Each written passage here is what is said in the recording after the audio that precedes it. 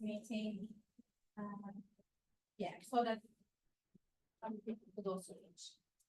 So what I'm gonna ask you to do is basically like scanning this QR code and join my Menti presentation. Menti is like good way to present your presentations when you wanna do something engaging, because I will be asking you some discussion questions and you will be able to follow my presentation and answer. Before that, we also have one more code, which is for today's attendance. So I would appreciate if you also scan this QR code and just do the signature, I guess, for today's. Is it working? Is it on? This one.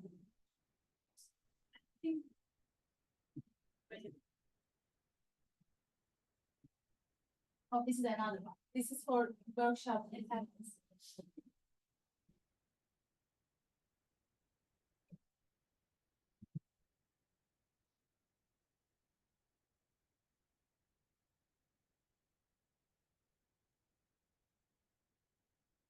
So for today's agenda, basically, I'm going to talk about a little bit research on artificial intelligence and like creating rubrics and assessments in classroom. I'm going to talk about like, what research actually say.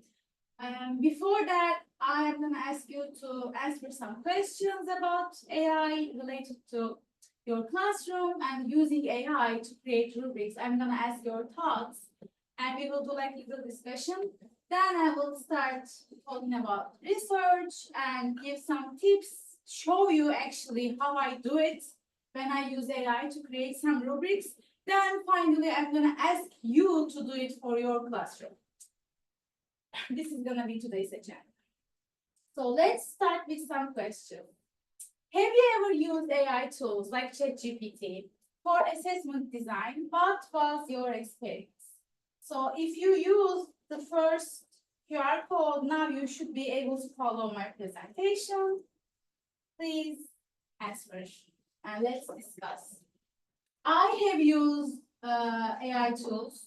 I use ChatGPT for assessment design. I remember creating a formative assessment for one of my classroom, as well as I remember creating a rubric for that classroom assessment project.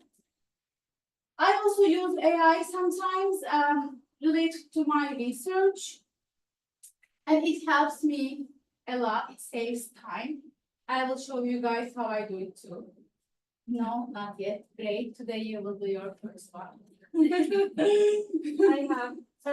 have heard with my phone. You could just speak up. But yeah, I have sometimes used ChatGPT, for example, if I am really stressed or I have many things to do, probably I can ask for something short, and of course I have to review it. But yeah, I think I have a couple of times and always. Okay. I didn't trust it. Would you like to elaborate? How is your experience? I'd say yes. So I haven't used AI much, but I've used it occasionally because it's obvious my students are using it. Yes. And when I type it in, it's like, oh, I can see exactly why they're coming up with these strange answers. Yes. The words that they use is like kind of similar, right? Yeah, it's. Hi guys. So this is the QR code for this section's attendance. I'm gonna ask you to scan this and sign it. And after that, we will have one more QR code, which is gonna. This is for the workshop. Yes. Yeah, let me try because it's my phone. So this is for the workshop attendance. Yeah, this one is birthday.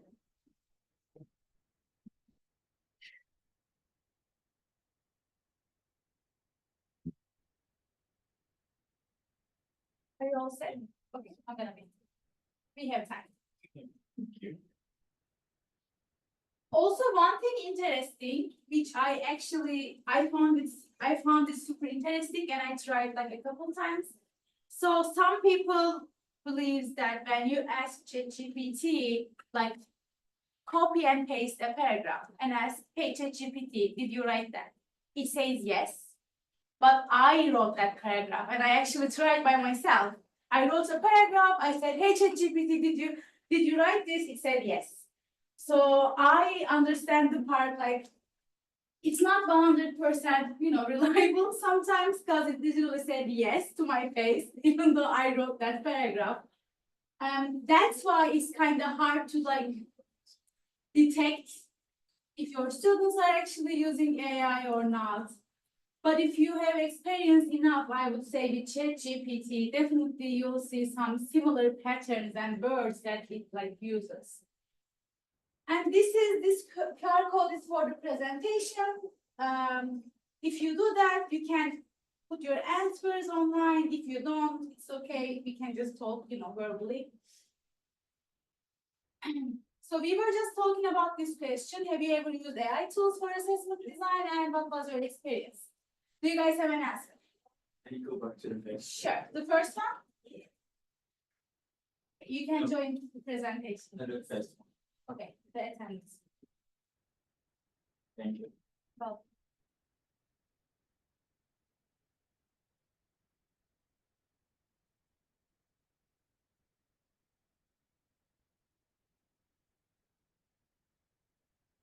yes, a couple times, but I have to check first. Today we will be talking about this part too. Obviously, when we ask AI to do something, we need to, always double check. Anything that you guys wanna add, like in terms of your experience? Like, did you ever end up having like something bad due to AI or like something really good and effective with AI? In my case, for example, in the teaching of in teaching Spanish, is there are two tenses that we use for past that in the English language they don't use it. I have to create some stories, putting in context the grammar so students can understand it. So sometimes I'm not creative and I ask like, hey, can you create a short story with this blah blah blah grammar stuff? So when you ask this to ChatGPT, for example, are you giving comments like specifically? Like, do you say, for example, hey ChatGPT, I am going to teach this tense to my undergrad students? Like, do you comment like that, or do you just Yeah. write more general? No, I'm trying to be very specific, Okay. but I have to check at the beginning because sometimes there's no well use of the grammar, so I have to check it and then I correct it myself. That being specific part is also important, which I will also talk about it. So now I'm going to talk about what challenges have you faced in creating rubrics and how did you address them in general. Like, this isn't about just AI. In general, what challenges have you faced in creating rubrics? Have you ever like done it before? Did you guys create a rubric for your classroom before? What was the main challenge for you? I can go first. For me, creating that rubric table was very time consuming because you have to create the table, you have to determine which parts are you actually gonna grade. Like, let's say I'm doing a science project, my students are doing a science project. Am I gonna, assess them based on creativity, based on their presentation, based on their writing?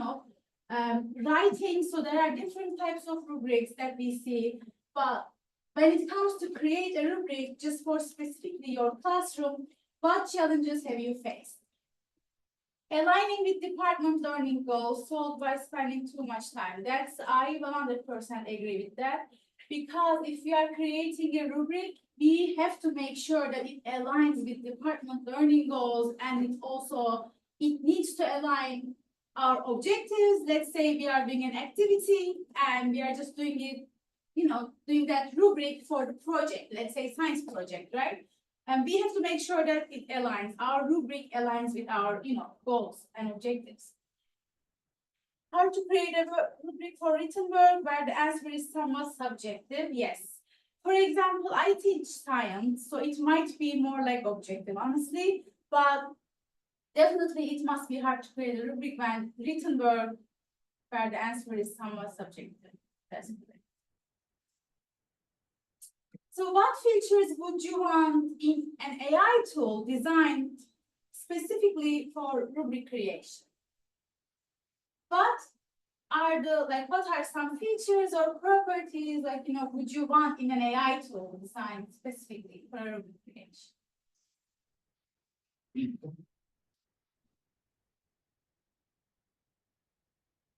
Think about your classroom.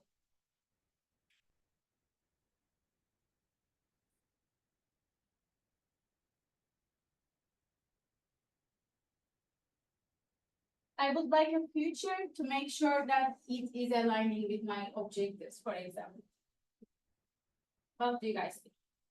You don't have to answer by using that, by the way. You can just speak up too, because we are just 4 or 5 minutes.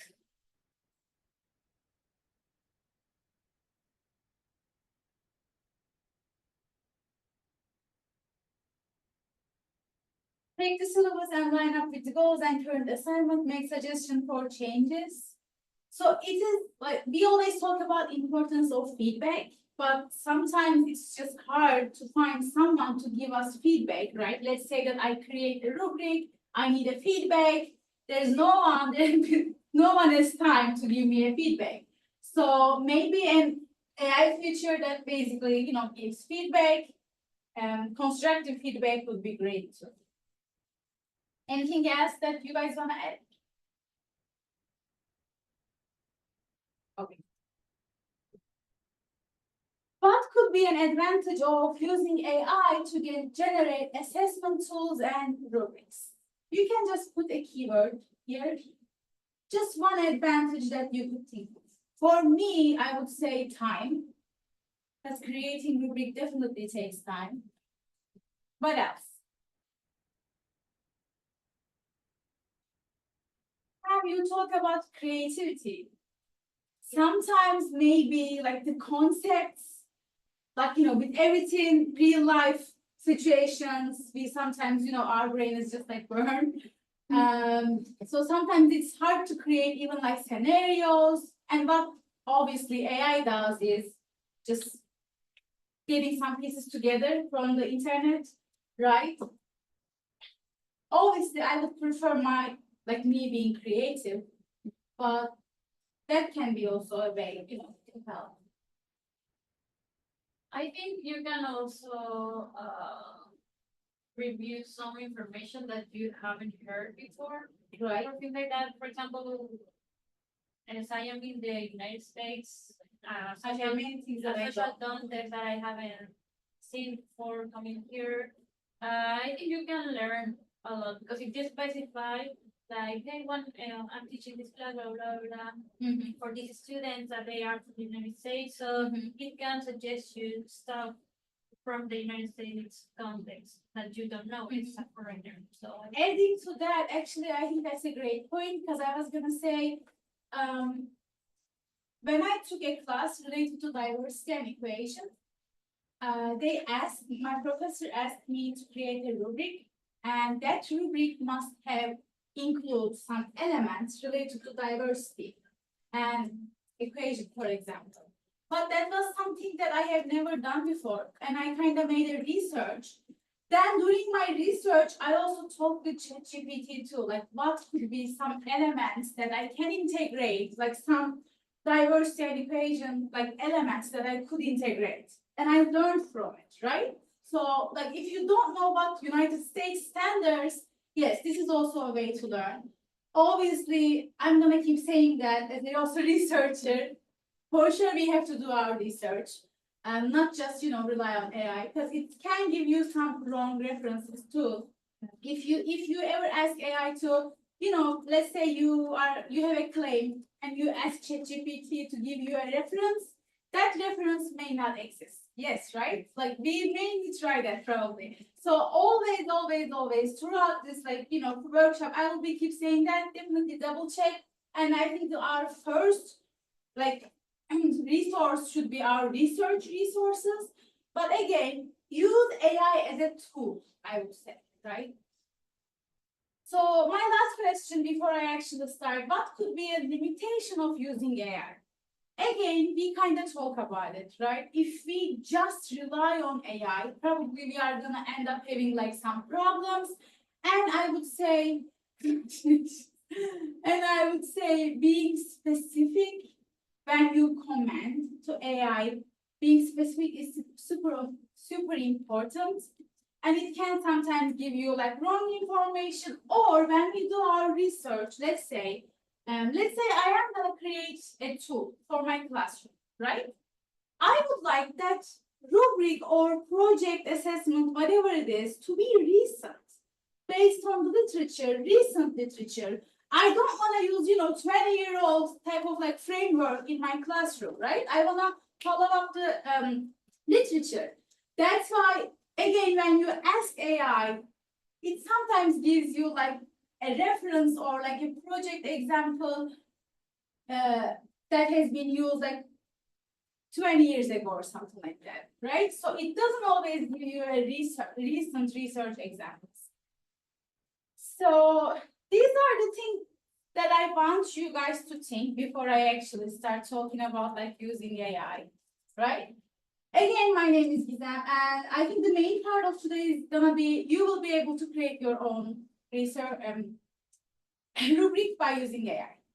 So what is rubric? Basically, this is just an example of rubric, right? So we have some criteria when we create a rubric or like another assessment tool, and we have like a scale. These are just two examples for like, rubrics, and your criteria and your scale depends on your classroom, depends on like the project that you're assessing, for example, right? So rubrics are basically assessment tools that outline important criteria and expectations for specific graded assignments or discussions. It could be also a discussion, right? Why do we use rubrics? They help instructors give more informative feedback without spending as much time doing so. This is what research says. And students perceive assessments with rubrics. They think that it's more transparent, which I definitely agree.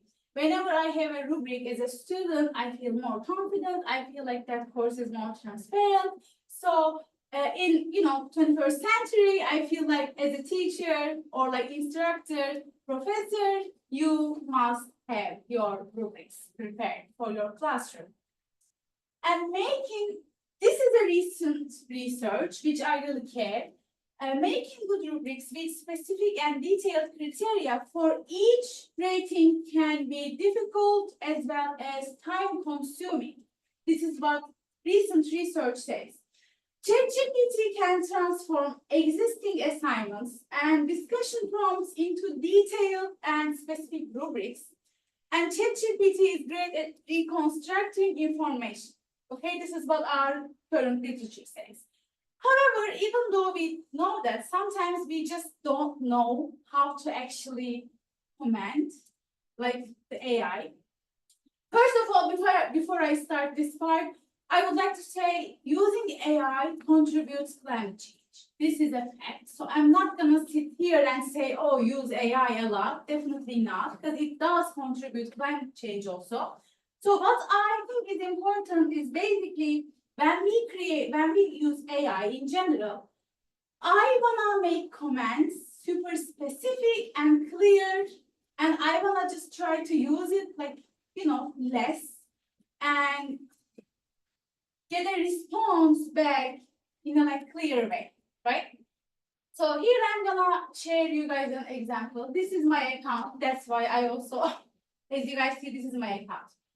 So here in this paragraph, you'll see typos, like this is not like perfectly written, paragraph. But the main part is I was specific. So let's see what I did. I would like to create an evaluation rubric for my class activity project, paper plus presentation. So that project is paper and a presentation. My students are going to write a paper and they're going to present, okay? Please put some elements, criteria for the rubric, such as project design, writing, grammar error, etc. Etc. Number of references used, engaging presentation, technology involvement, like these are the things that I want ChatGPT to, get involved.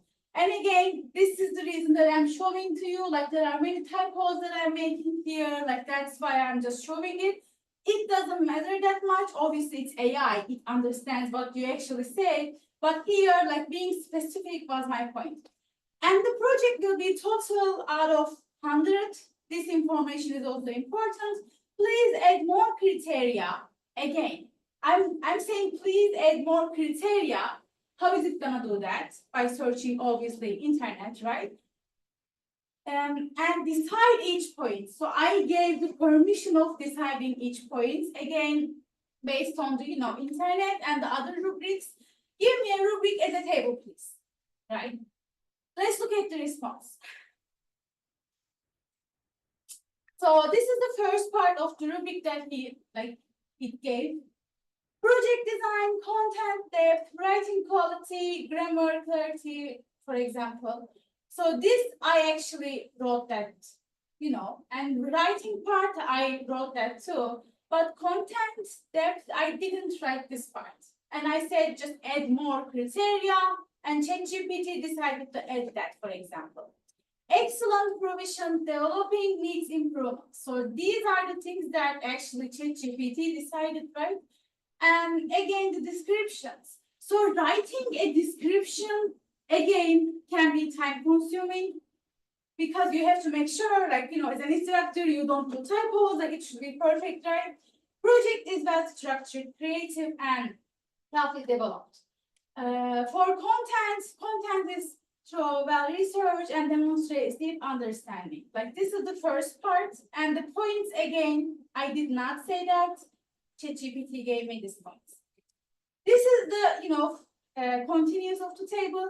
Rubric, use of reference, engaging presentation, use of technology, visual aids. As you guys see, visual aids is on out of 5 points, which makes sense comparing to other stuff. And team collaboration, I didn't think about it at all, but it makes so much sense if applicable, obviously. Time management, again, when we do presentation, we want our students or us to just to be, consider mindful about the time. Creativity, originality, again, 5 points.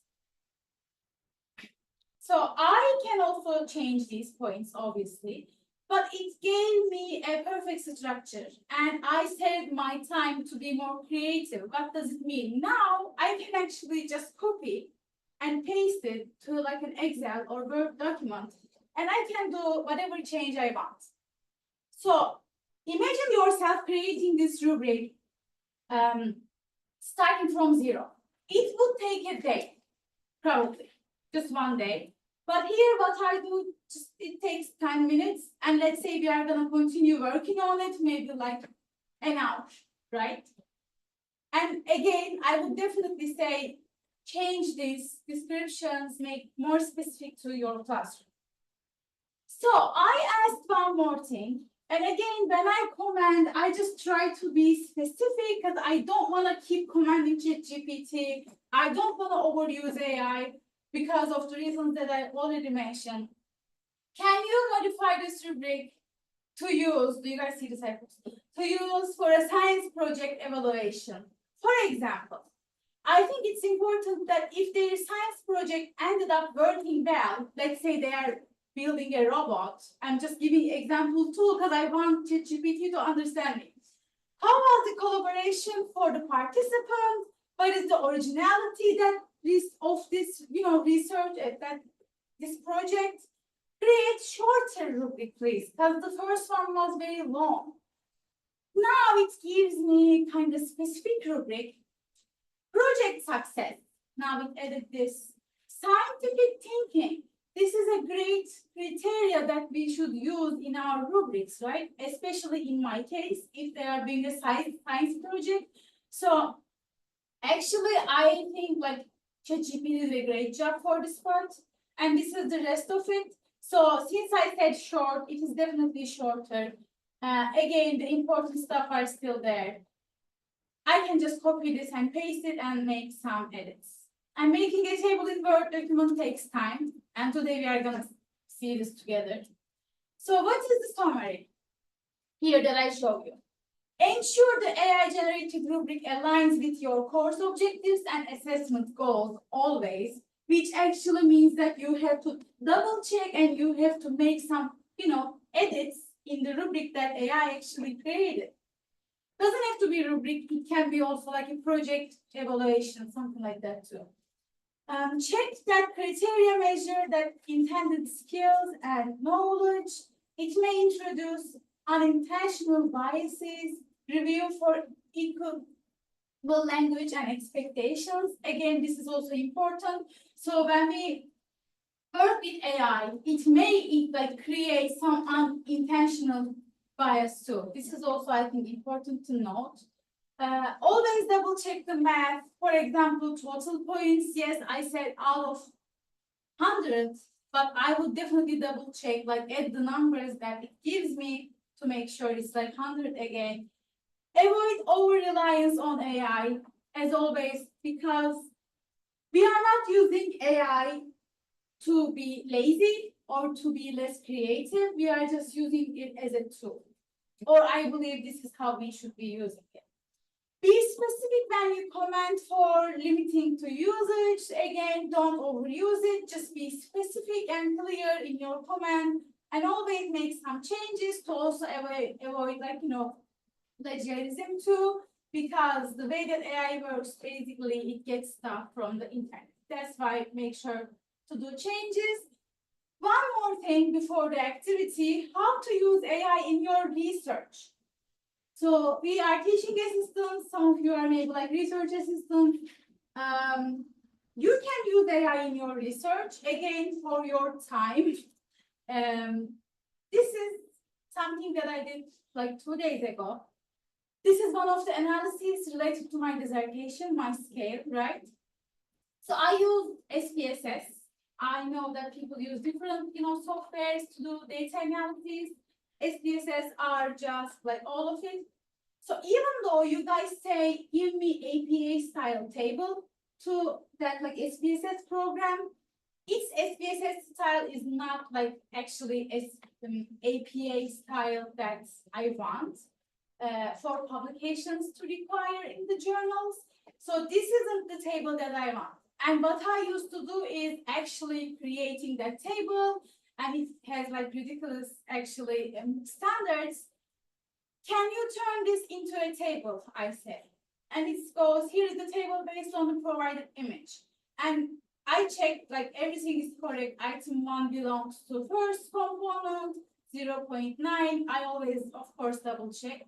So to create a table, again, it turned this image easily a table, and after copying and pasting this table to Word document, I was able to do it APA style easily, okay? But just creating an APA style table from nothing, it just takes so much time.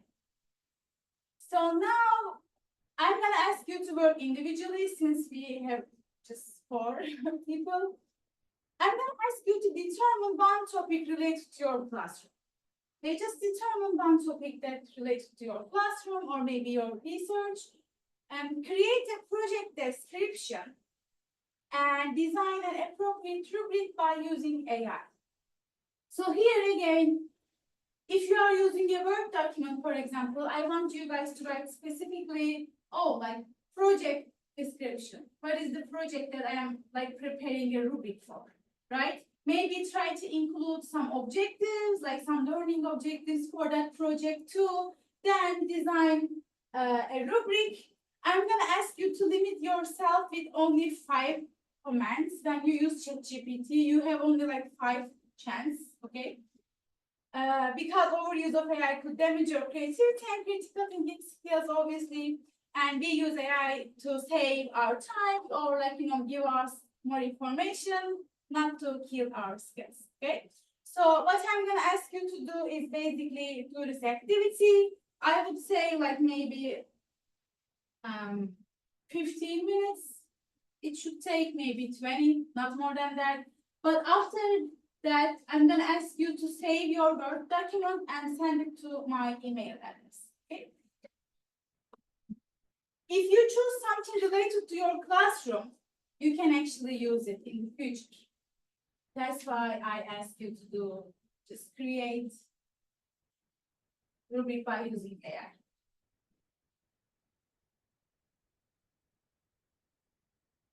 You can use your phone too. You can use your phone too if you want. Yeah. Or you can just write it down. Yeah, just write it down.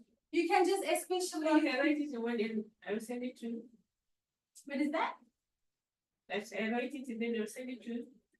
You don't have to send in that case, because I want to see the rubric, but you can at least write the project description, like something related to your classroom. Like what can be a project that you can use, that your students can use in your classroom? What are the learning goals? And how would you ask AI to create the, rubric? Maybe something like that. You can just write it.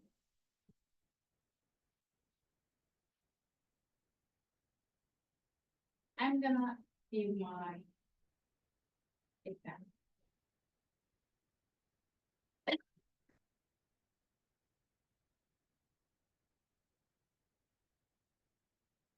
Were you guys doing something like that before or no? I'm happy that. Not with you. But if you think you don't need a rubric, you can try to do like a formative assessment or something like that. Okay. Like whatever is good for your classroom. Just try to limit your comments. Because again, overuse of AI is not something that we, like.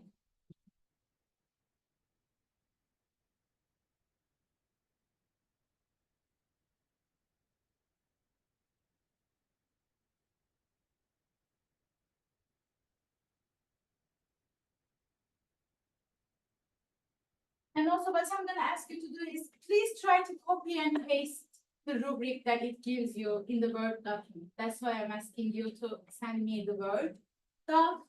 Because I wonder, sometimes it does create problems in terms of, like creating table in Word, but sometimes it doesn't create a problem. And in my situation, it's always fine.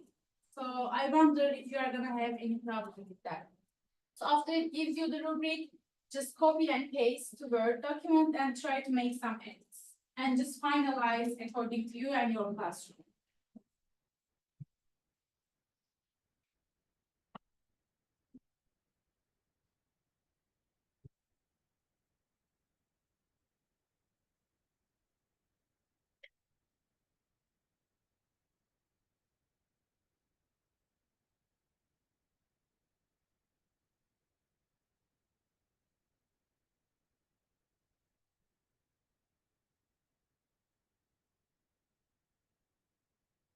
We are doing a little activity that I want you guys to create by using AI, create a rubric or an assessment tool for your classroom. If you don't have your phone or your laptop with you, please just write your, like what kind of project you're preparing a rubric for, what is the learning goal, and how would you like command the ChatGPT based on the examples that I showed you. Or you can just use your phone to watch it.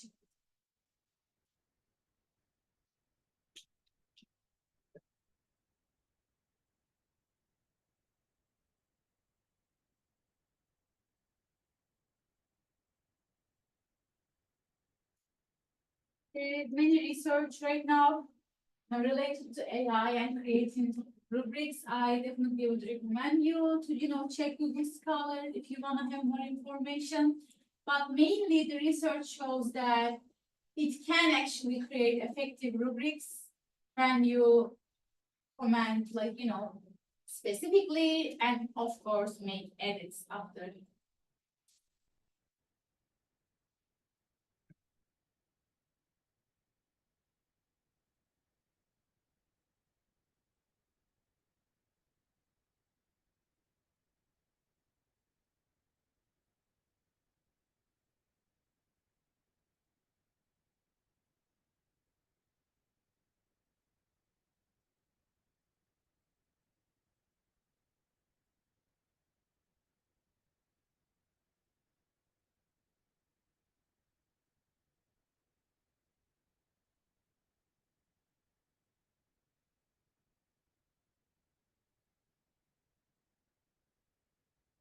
limit yourself with only 5 comments.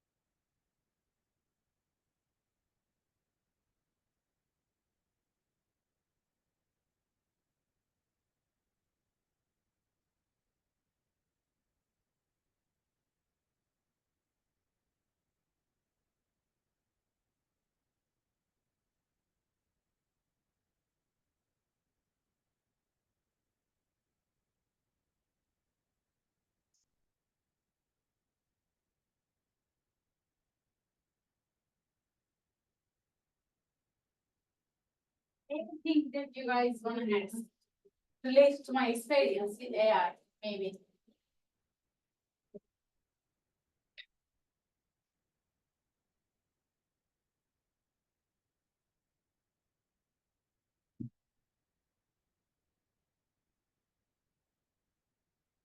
I would personally recommend, don't use AI to write you some paragraphs and like stuff like that.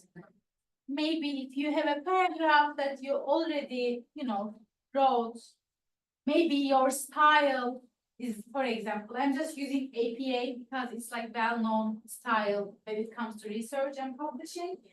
Maybe just ask, hey, I wrote this paragraph. I'm not sure if it's fully like APA style. Could you double check and make sure it's fully APA style? Like I definitely support using AI, especially as a tool. Because unfortunately, many people, especially minority groups, like students coming from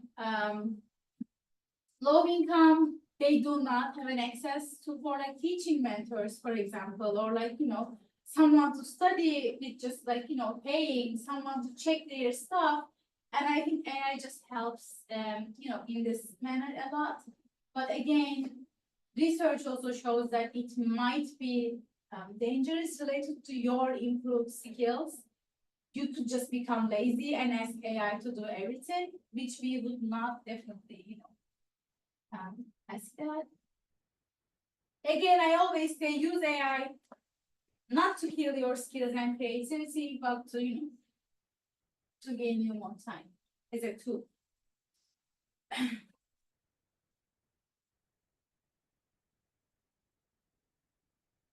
If you finish, please send your Word document to this address. And if you don't mind, I want to share one of your examples here. So I already you send it? Yeah. Do you mind if I share here? Yeah, okay.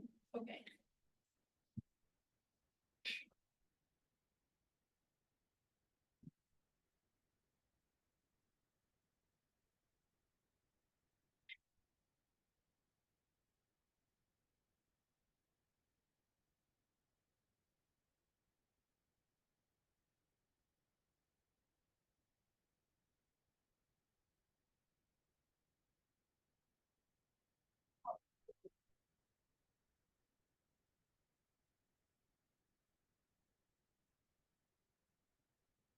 How long do you guys need?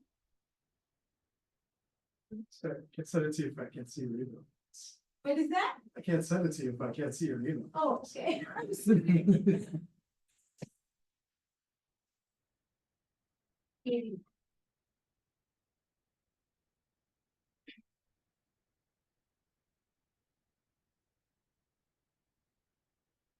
If you just write it, to your notebook, you can just take a picture and send it to me.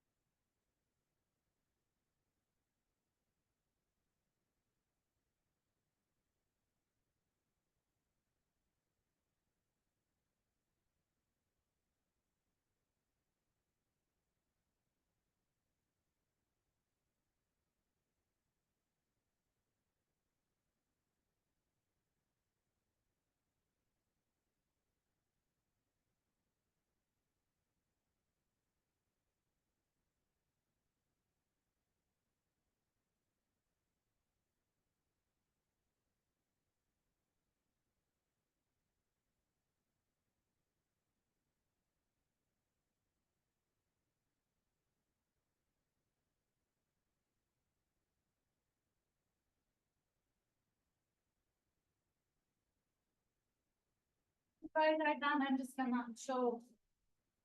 example.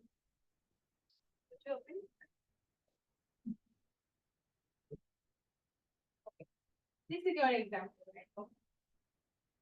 I wrote, your mail, like the instruction that I gave, Okay, how many commands did you use? I think Three. or four. Okay, with 3 or 4 commands, you were able to get that rubric. So how do you feel about this rubric? Like, did you tell the total points? Like, how did you end up having this rubric? That's right. I wanted to challenge. I Mhm. didn't say the points. Okay, you didn't. say Yeah, the so points. it just by itself. Okay, Yeah, and yeah, they have very accuracy, common on accuracy. and you are teaching a language class. So Yes. your topic is use of irregular verbs in the present tense and affirmative informal commands. Okay. Verbs, command accuracy, Creativity from. so it also gives the examples too. Did you ask it to do that? I wrote specifically like create a rubric for a written project. My students are undervalued learners of Spanish 102 lessons. Okay. Use the following verbs, so I gave it the. Oh, that's why it's also integrated. And just that I didn't ask it to mention it. Okay. Creativity, grammar, organizational structure, vocabulary use. So you didn't say anything about the points. That's right. This is what ChatGPT did. Did you like it or like what would you change here? I would change the verb accuracy Okay, and the grammar because for me it's redundant. okay, Below. Yeah, grammar and spelling, I think it's redundant for me. Okay. So I would take off one of. and it's kind of long. It seems kind of long. Yes. What about points? All of them are out of 4. Do you think they all have the same importance? No, I think some of them are more important than others. For example, the grammar. Yeah, Uh, this is the main point. yeah, the grammar and for me uh, and the creativity and content. I think they are most they must be higher. Yeah, Yes, so because we could literally like change these points, for example. yeah, it will be more. So I will change that. And of course, I will do it by myself, Okay. but at least it gave me an idea. This is a great structure, right? Also, you can like play with the table properties. Since this is your stuff, I can't, but you should be able to do change the table property. Yeah. Did you ask it to do like in criteria wise? Did you ask it to do like, from starting from needs improvement to excellent, or did it just do it that way? It did it like this. Okay, let's look at mine because I am curious right now. So, for example, in my situation, it did excellent, proficient, developing, needs improvement. In your situation, it is like a little bit different. Yeah. So I would assume that the reason is mine was a project, whereas yours is like a written project rubric, like it's something written and it's about like a language. So are you okay with like, these criteria and like the scale? I think so because also they are 102, so it's one of the basic levels. So Yeah. I think in your case it seems like more formal, Mm-hmm. but in this case they are not using vocabulary formal or stuff like that, like very academically. I think it is good because also the table represents for me the level that they are Yeah. learning. Okay, so it's also, I also like that, here it says only 1, 2 makes mistakes, like it's very specific, but we could also add more. Here we could say like 3, 4 mistakes, stuff like that, obviously, we could always play with that. Yeah, for not being very rude. Yeah. Basic level. So, yes, We are trying to do it in the phone. Okay, But it's not those structure that is as it is. I don't know what is the problem. your structure is different? Did you do it on the phone? Yes. But you don't have a Word document in your phone, right? So you didn't copy and paste.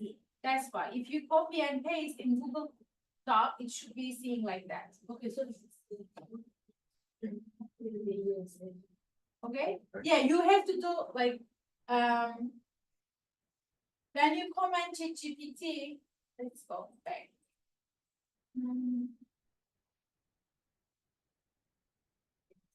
At the end of the rubric, it says something like, here is your rubric.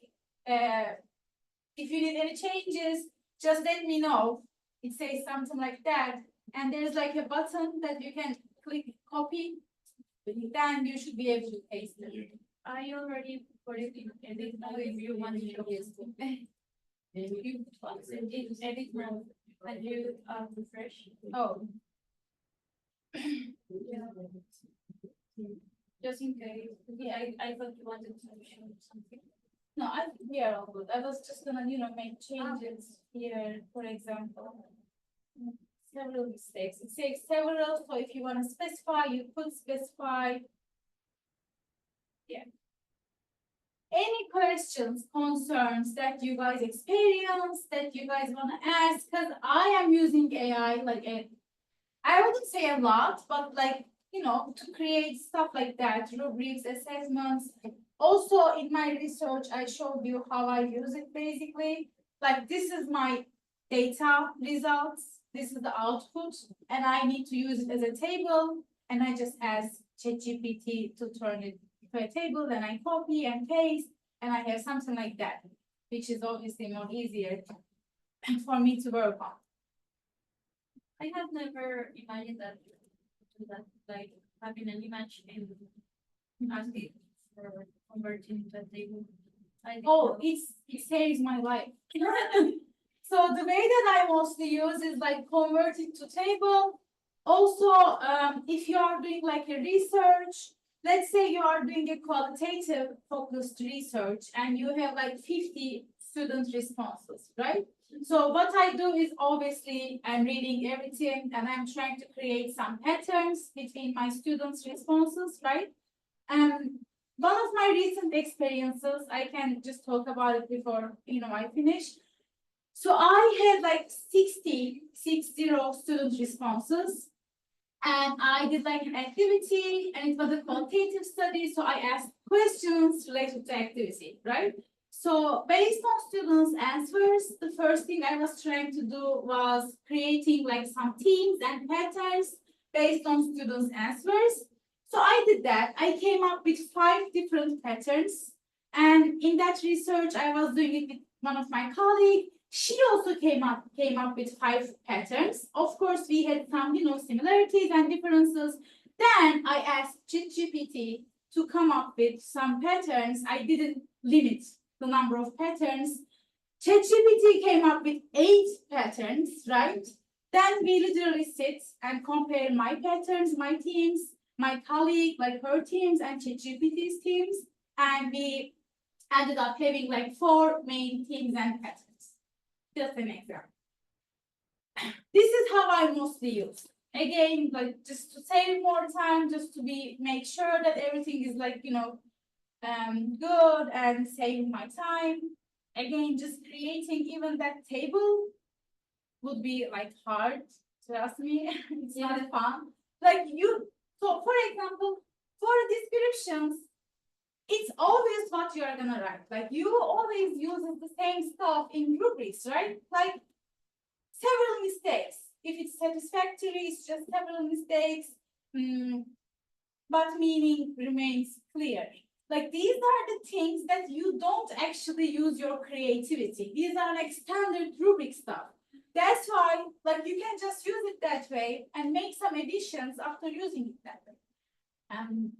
Again, it saves you so much time, so why not? There's nothing wrong with doing that way. Yeah. Any questions, comments? And like, what do you guys think about like still limitations of using AI that way, or do you think like there are more advantages? Yeah, Before we finish today's section, what do you guys think each other?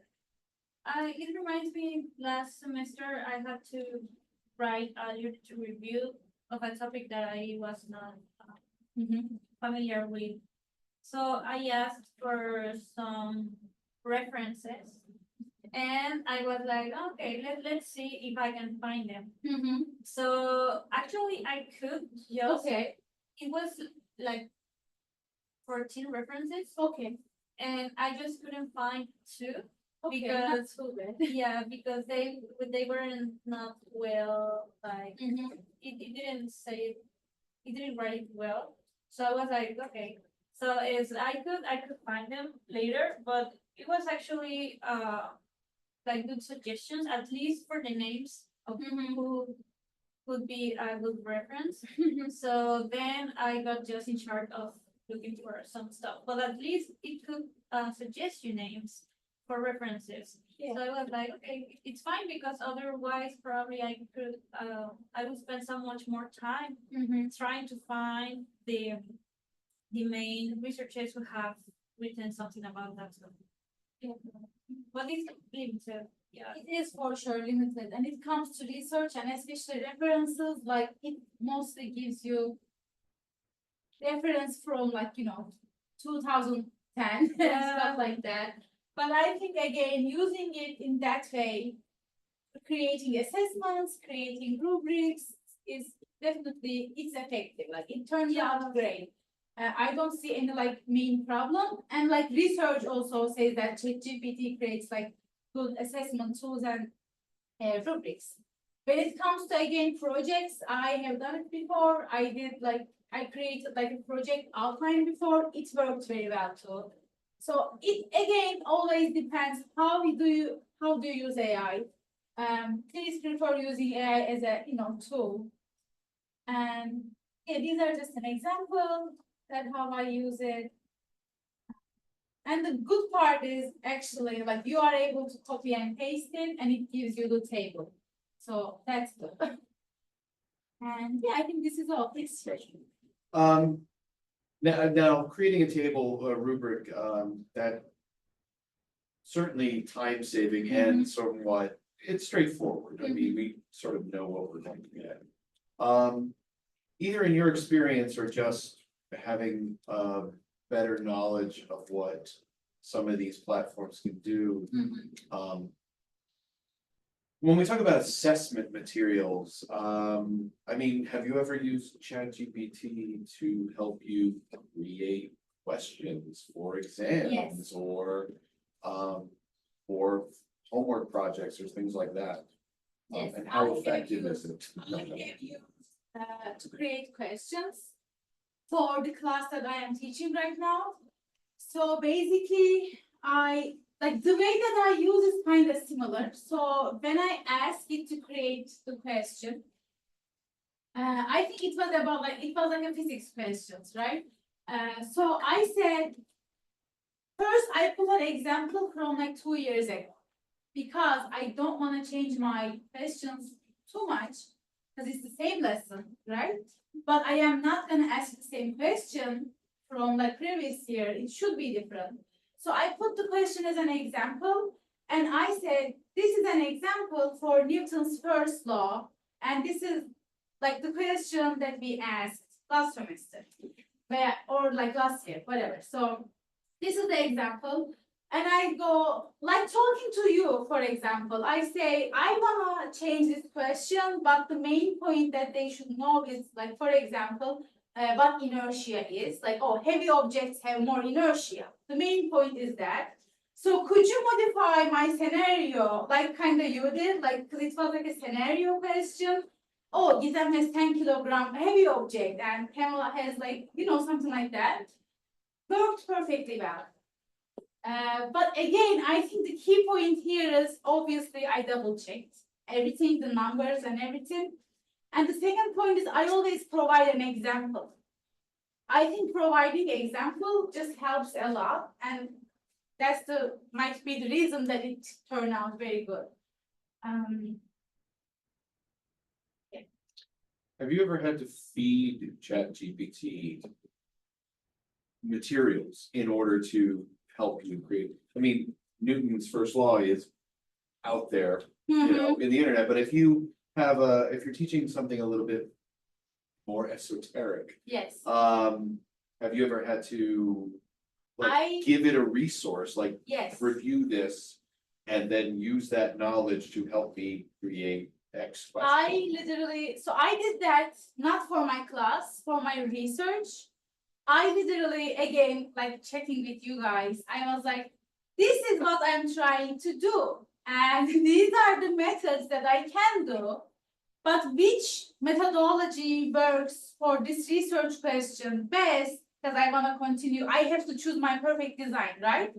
And it gives me the, answers, and it provides me why. So I always say, like, why are you choosing this? Like, why do I need to use that one? What makes it more, good methodology than the other one? And it always gives me, like, my experience with AI, I'm not gonna lie, pretty good. Because but I found myself like talking with AI, like teaching AI. Because there was like a method that I wanna use, but it wasn't well known. I literally like went to Google Scholar, found an article about it. Then I like copied and pasted the article results, and I said, this is what research says. So based on that, like using that, yes. So I've done it before, and when I do it, the results came good again, like I said.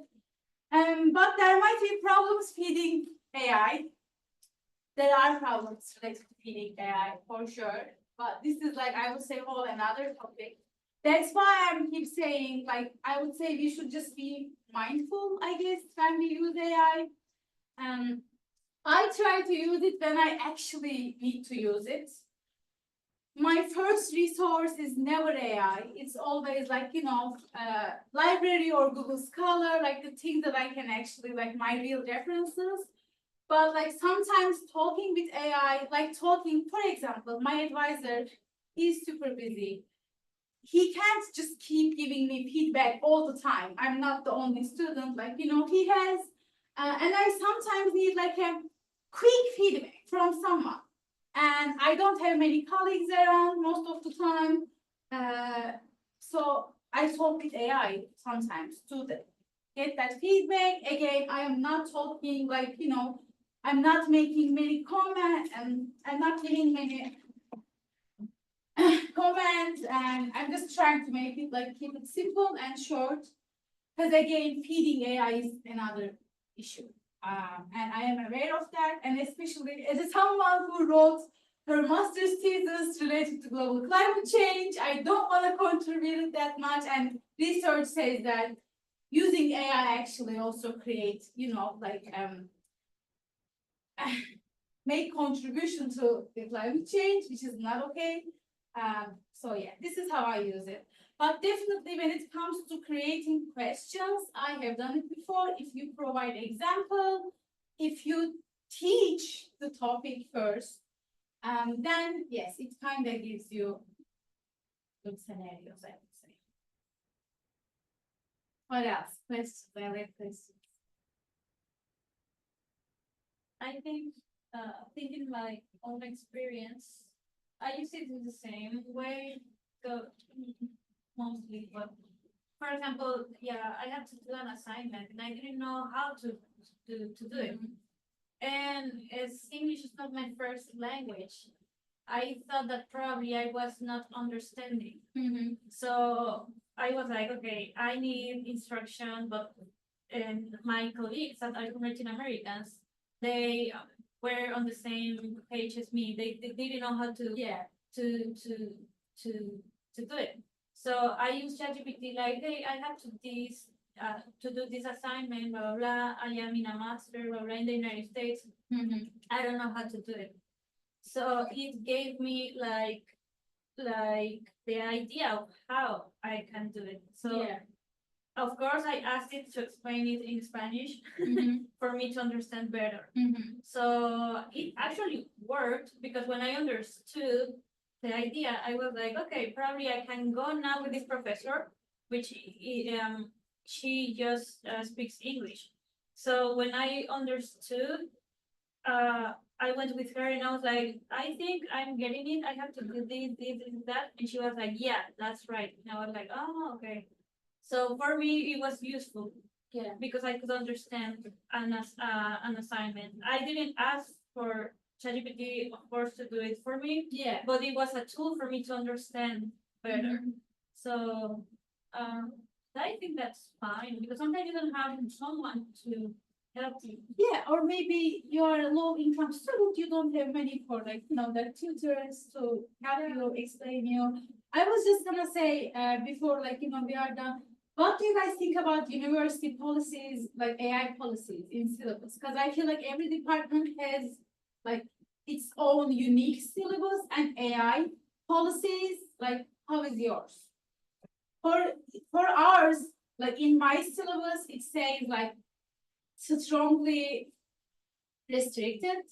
The reason that it says that my classroom is more like doing stuff in the class than activity. In each class, we have an activity. So like there is no need for AI actually. Like because we are doing the experiment together or observation together, we are using a simulation, they are completing their worksheet, we do discussion questions.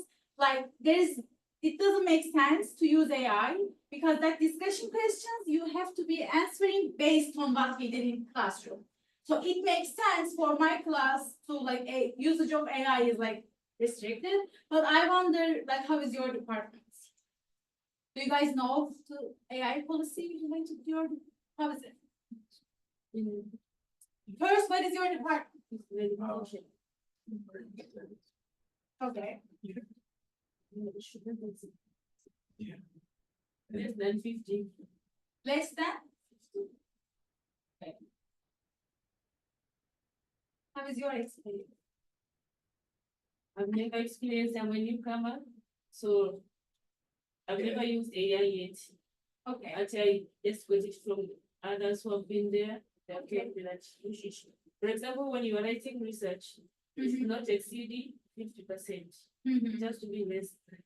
Okay, so it's not like fully restricted. But we have some professors in the department who actually like they restricted, like they want students to be more creative than like yeah. So that's one of the difficult things that when it comes to mind because I kind of ask myself, sometimes when you're writing, you come up with maybe statement and argument that you need to flesh out, kind of give it some kind of details or you need to like bring out your voice. Mhm. Now, sometimes you tend to use AI, but one difficulty is how can you filter such materials from AI whereby it will not sound like an AI voice, but it will sound like your voice. That's one difficulty. Well, I would say maybe you could use AI, but again, just double check and rewrite it. Like if you are just talking about a research, I would say obviously never copy and paste. Because it's kind of obvious, like for us, for me, I'm teaching in class and I would understand if it's like not 100%. Obviously, I cannot like, 100% like, understand. But like I think there is also a research about it. So they made like a research in this like past 2 years, scholarly published articles, the usage of the word, I don't remember the word, but it's a word that GPT uses a lot. I didn't know. Yeah, I think he uses words like underscores. Underscore, yes, it is underscore. It's like, the usage, there is like, you can just Google it right now, like in Google Scholar. The usage of word underscore in like scholarly published articles, like, 10 years before and like now, they did like a comparison study and it's just a lot. And it kind of shows that, people actually do that. They copy and paste and they do publish. But the main thing is like they just I'm assuming they are publishing, so they should not be just copying and pasting, right? They get help from ChatGPT, it's kind of obvious, but probably they rewrite it. Because, you know, who wants to sound like an AI? It should be your open work. It's like not ethic to me, honestly. So, you could use AI and rewrite it. Like it can give you ideas, I would say. This could be it. I think this is the way. Yeah. Any questions, comments? I will definitely send all the materials to Sean and he's gonna send to you guys. I hope the rubric that you did today could help you in the future classroom. Yeah, I guess that's all. Thank you and I for sharing think it. for a tool, it's fine, but not for making the work for you. Yeah. That's the part people get like super lazy, not productive, and they sound like AI. Everything they do sounds like, you know. In my program, in my classes, at the final exams, there were two students that they used a translator or AI. Of course, I noticed it because it was 102 level and their writing Right? style, It's just it super. was native speaker. Yeah. And I was like, okay, but they, for example, they didn't come to the class and the work that they delivered to me was not sufficient for me. And I was like, okay, so this is what's happening, blah, blah. So the language coordinator also noticed that. So we have to yeah, we had to do a meeting with the students, the language coordinator and I. And yeah, it was awful. They admitted that they copy and paste and it was so bad. It was so bad. Yeah. So I don't know.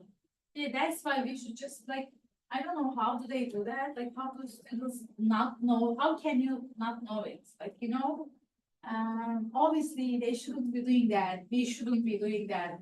But just using it as a tool, like it doesn't harm, it saves you time. Again, I personally have concerns about overusing related to climate change and overfeeding AI. But the resources are available on Google Scholar. There's like a lot of research about it. That's why I always try to be mindful about using it. But yeah. Any questions? Thank you for coming then, guys. I appreciate it in this cold weather. Today's. Of course. I wish we were like, you know, more crowded. Well, to put a plug in for your next one, what is it?